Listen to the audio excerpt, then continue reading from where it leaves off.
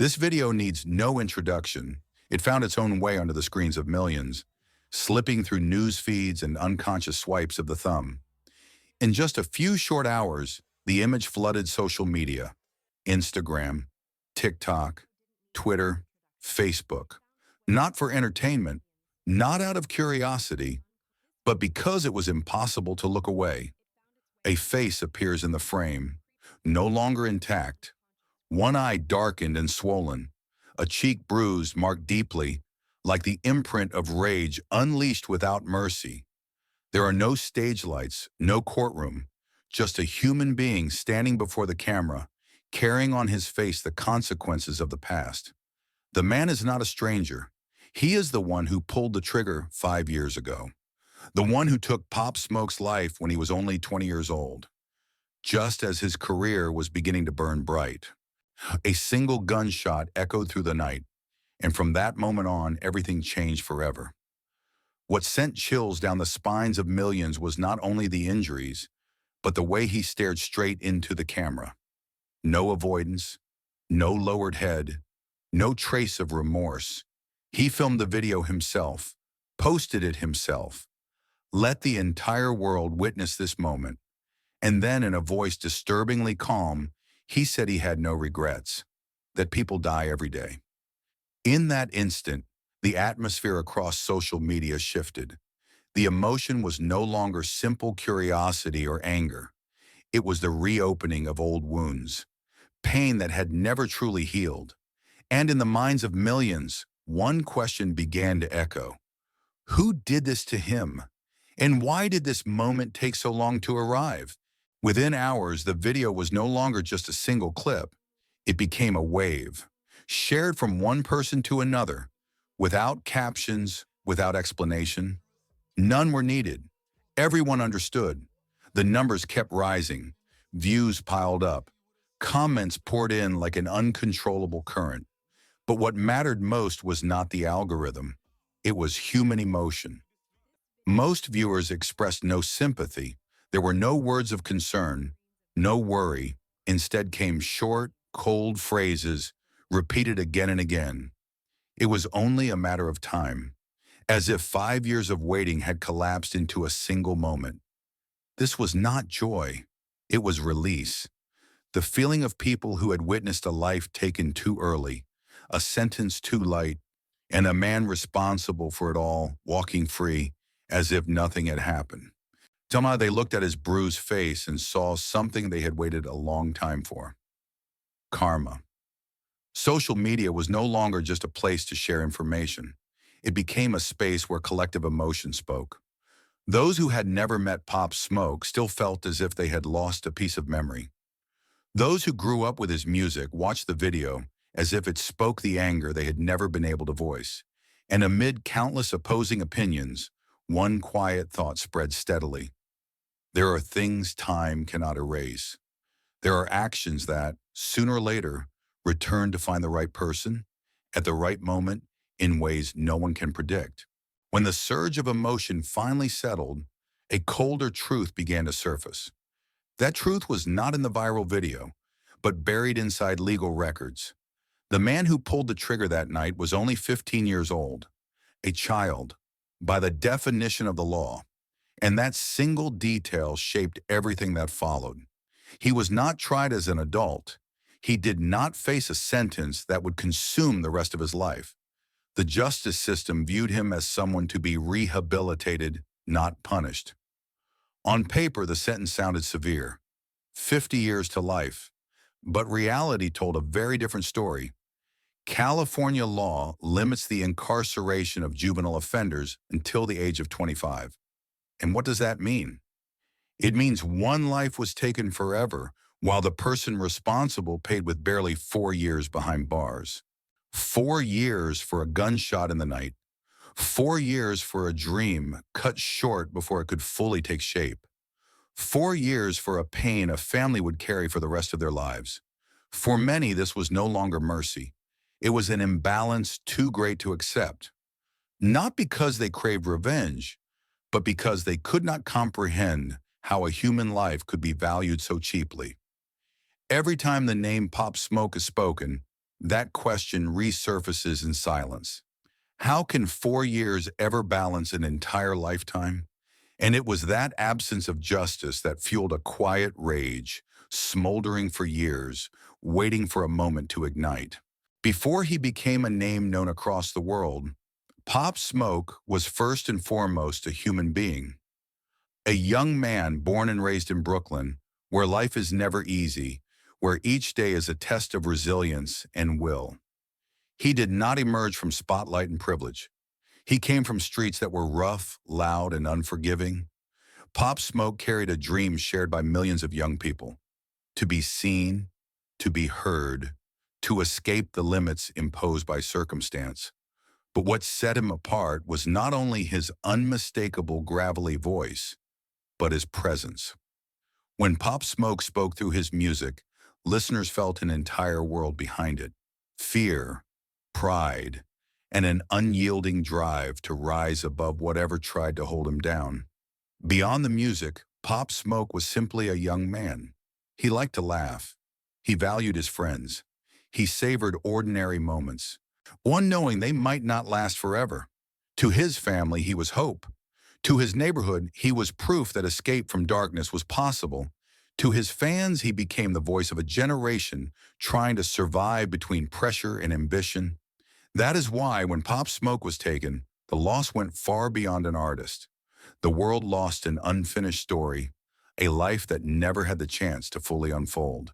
And the deepest pain lies not in the songs left incomplete, but in the realization that behind the name, Pop Smoke was a 20-year-old still learning how to grow up in a world that had never been gentle.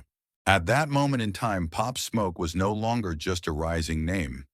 He was standing at the edge of a door that very few young men from Brooklyn ever get close to. His music was everywhere, from the streets that raised him to clubs, gyms, and charts he once only dreamed of. Each release was not merely a song, but a visible step closer to the top. Pop Smoke understood the moment he was living in. He knew opportunities like this do not come twice. He worked relentlessly, constant recording sessions, collaborations, entering rooms that once existed only on screens. Major figures in the industry began to take notice. Doors started to open. For the first time, the future was no longer abstract. It felt within reach. Yet behind the spotlight was still a 20-year-old, excited, anxious, confident, yet alert. A Pop Smoke once said that when you come from where he came from, you can never afford to let your guard down. He knew he was becoming a target, not only of attention, but of envy and danger. He spoke about never staying in one place too long, about never allowing himself to fall asleep in a sense of safety. Tragically, just as Pop Smoke drew closest to his dream, when everything seemed to be falling into place, fate was already waiting ahead. The moment before reaching the peak is often the most fragile, and no one imagined that such a brilliant light was about to be extinguished in a way so sudden and so cruel. Great tragedies often begin with the smallest details. That fateful night was no exception. Not a gunshot, not a shadow moving in the dark, but a moment that seemed harmless, lasting only a few seconds on social media. Pop Smoke posted a story, just an ordinary moment. He showed the gifts he had received: designer bags, pieces of clothing. A very human joy, the natural excitement of a young man enjoying his first real success. But within that frame was a detail he didn't notice: a shipping label, a visible address, uncovered, unblurred. In Pop Smoke's world, it was just a post. But somewhere else, there were eyes not watching with admiration. They watched with calculation, with the survival instincts of those accustomed to scarcity. All it took was an address. All it took was an opportunity. The night in Hollywood Hills was eerily quiet. A temporary rental house, a place that felt safe. Pop Smoke wasn't there to party. He was there to work, to prepare for what lay ahead. But that calm concealed an undercurrent already moving toward him. The mistake didn't come from foolish carelessness. It came from familiarity with social media, from the sense that everything was still under control. Pop Smoke didn't know that in that brief moment, the line between safety and danger had been erased. And as night fell, that address was no longer just text on a screen. It became a meeting point of fate, where everything was about to turn with no way back. Around 4:30 in the morning, the city was still asleep. Hollywood Hills lay under a fragile quiet, the kind that could shatter with the slightest movement. Inside the rented house, Pop Smoke had no idea this would be the last night of his life. Figures emerged from the darkness, hoods pulled tight, moving across the second-floor balcony. No noise, no hesitation. Everything unfolded quickly and coldly, as if the moment had been rehearsed many times in their minds. Guns in hand, a clear target. Yet none of them truly understood the consequences of what was about to happen. There was a woman inside the house. A gun was pressed to her head. She was threatened, forced into silence, too terrified to resist. Seconds later, for they found Pop Smoke, a 20-year-old who barely had time to grasp what was happening before everything spiraled out of control. Pop Smoke did not stay still. He did not accept being taken in silence. Instinct took over. He stood up. He fought back. In that chaos, the house was no longer a refuge. It became a battlefield of fear, panic, and split-second decisions. The gunshots rang out, not once, 3 times. Chest, back. Pop Smoke's body collapsed onto the floor. Blood spread across the dim light. Everything happened too fast. So fast that no one fully realized a life had just been cut short. The intruders fled in panic. They took a few pieces after everything had happened. When the gunfire faded and the house returned to silence, attention turned to what the intruders carried with them as they ran. Not a fortune, not money that could change a life, just a few pieces of jewelry, a diamond-encrusted watch, and some cash. The total value of it all amounted to only a few $1,000s. The watch was later sold for far less than its real worth. A number so small it was almost meaningless in the world of million-dollar contracts and brightly lit stages Pop Smoke was approaching. And here, the absurdity becomes unbearable. A human life, a dream in full bloom, a future that had barely opened its doors, all exchanged for an amount many could earn in just a few months of work. There was no grand conspiracy, no deep personal hatred, only momentary greed and reckless decisions made in the dark. When people hear that number, just a few $1,000s, the feeling is no longer simple anger, it is emptiness. Because there is no way to justify how the value of a human life could be reduced so drastically. And it is precisely that meaninglessness that makes this tragedy more haunting than anything else. As the story moves away from the crime scene and the cold numbers, one question begins to stand out more clearly than ever. Who was the shooter? And what could drive a 15-year-old child to pull the trigger without hesitation? He was not a powerful figure, not a well-known name, just a teenager raised on streets where violence appears long before hope ever does. At an age when many children are still worried about school exams, he had already grown accustomed to police sirens, constant arguments, and the feeling that tomorrow was never guaranteed. 15 years old. The number alone forces many to pause. A mind not yet fully formed. A child still incapable of grasping the full weight of consequences. A developing brain placed in the hands of a real gun. In his world, a firearm was no longer a symbol of death. It was a tool, our means to take what he never had. The most disturbing truth is not that he hated Pop Smoke.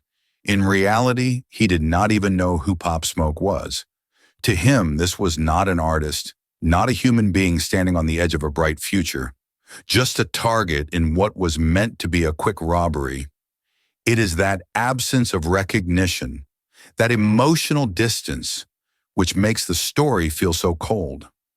Monsters are not born as monsters, but in the moment he pulled the trigger, a child crossed a line from which there is no return. And from that instant on, The lives of many others were dragged into a spiral none of them had ever truly chosen. To understand how a child could hold a gun at 15, one must look back at the path that led him there.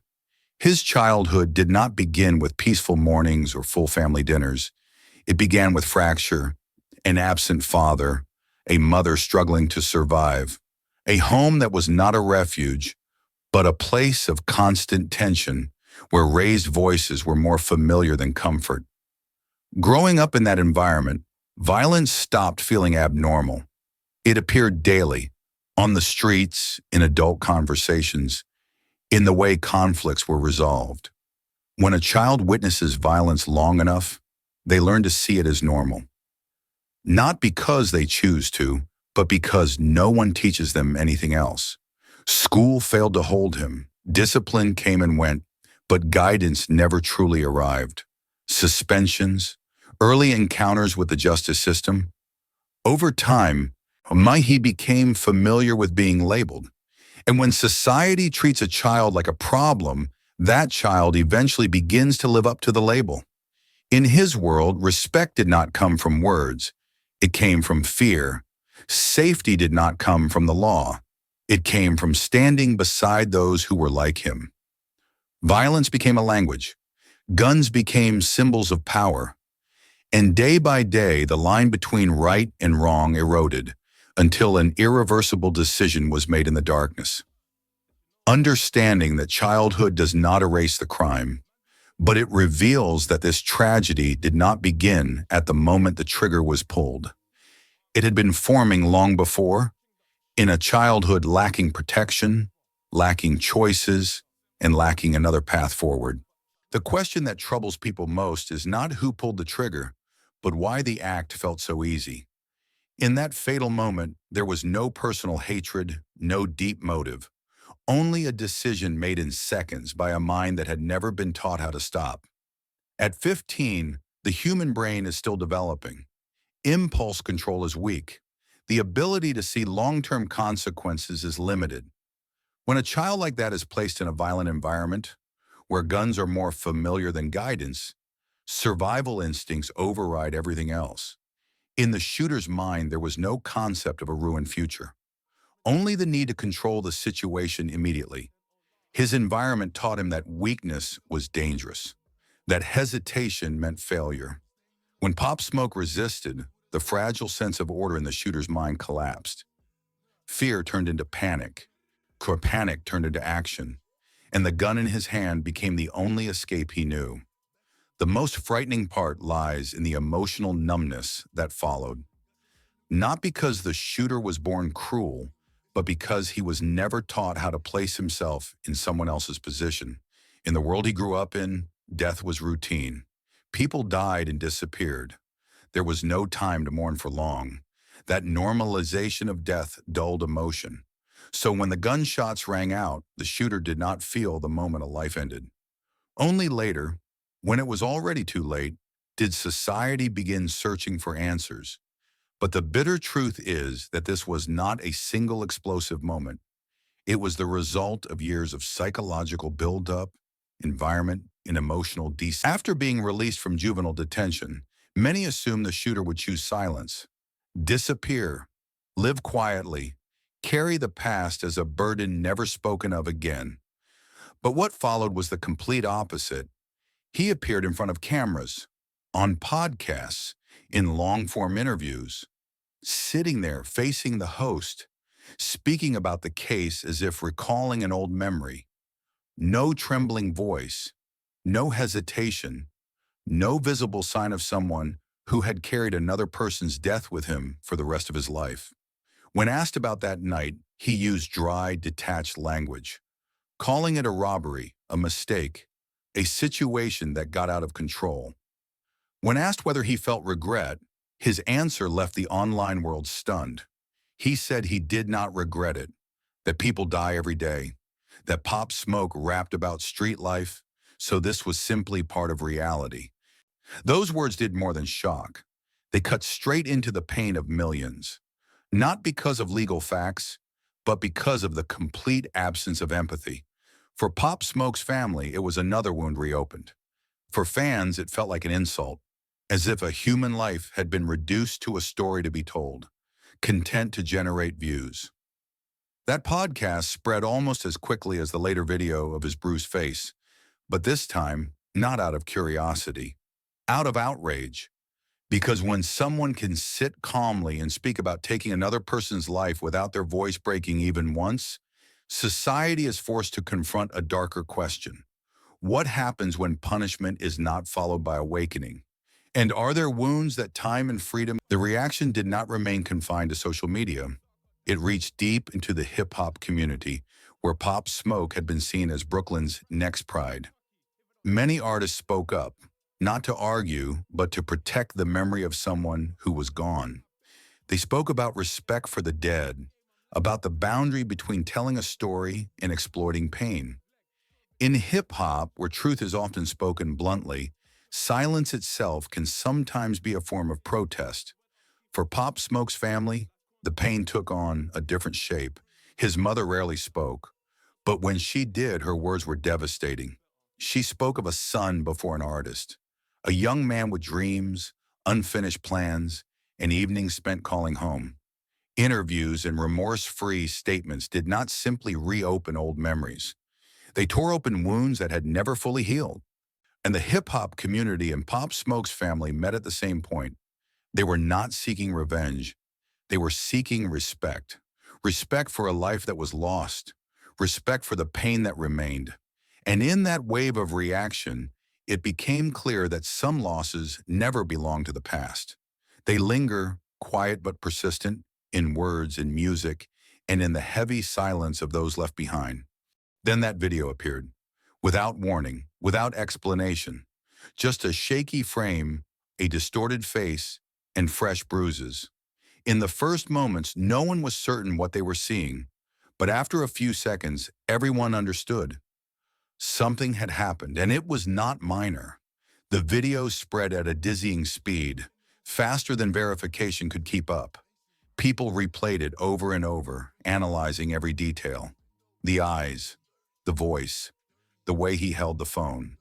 There were no tears, no pleas, only silence, broken by a few short sentences, as if trying to appear calm while the pain had not yet settled. Almost immediately, theories emerged. Some said it was someone from New York. Others believed a Pop Smoke supporter had decided to do what they felt the law never did. There were also those who claimed it was random violence, unrelated to the past. But regardless of which theory people believed, they all circled the same truth. The past had returned. What stood out most was his reaction. There was no panic, no explanation, no story of self-defense, only the raw presence of consequence. That silence made the video more haunting than any spoken account. It opened a gray space where truth and speculation blended, where each viewer filled the gaps with their own emotions. And while no one can say for certain what truly happened, the video accomplished one undeniable thing. It reminded everyone that some stories never end cleanly. They only change form, reappearing when no one expects them to, carrying questions that have never found answers.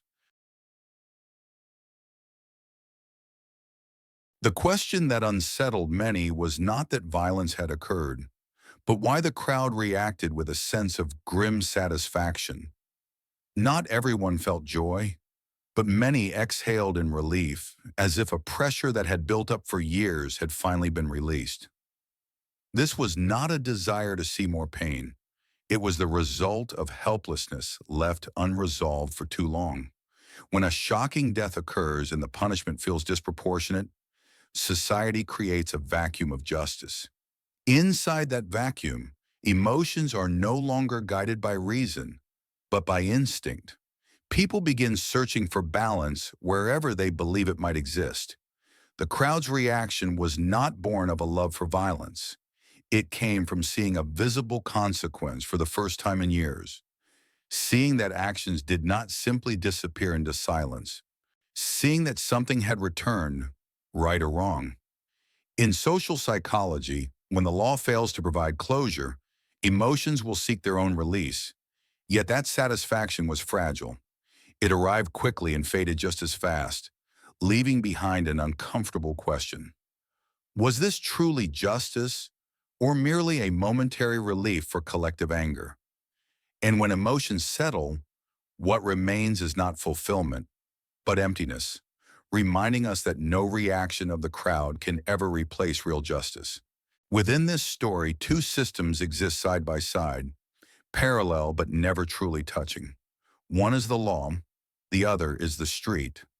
Both speak of justice, yet they define it in entirely different ways.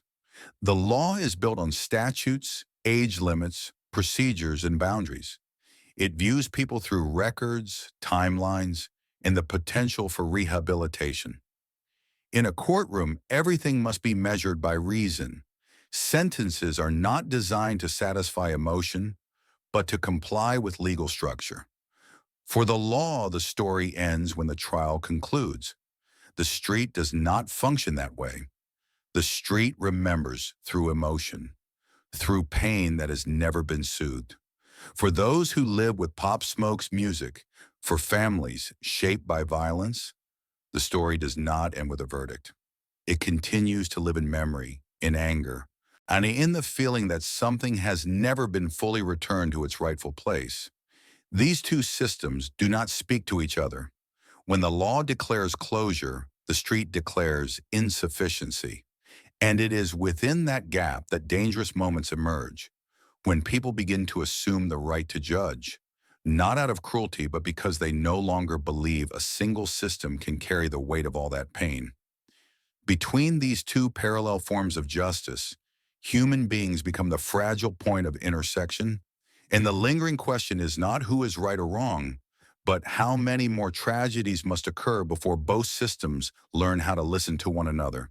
Pop Smoke is gone, but his music remains. It still plays every day, in cars and gyms, on the streets where he once grew up.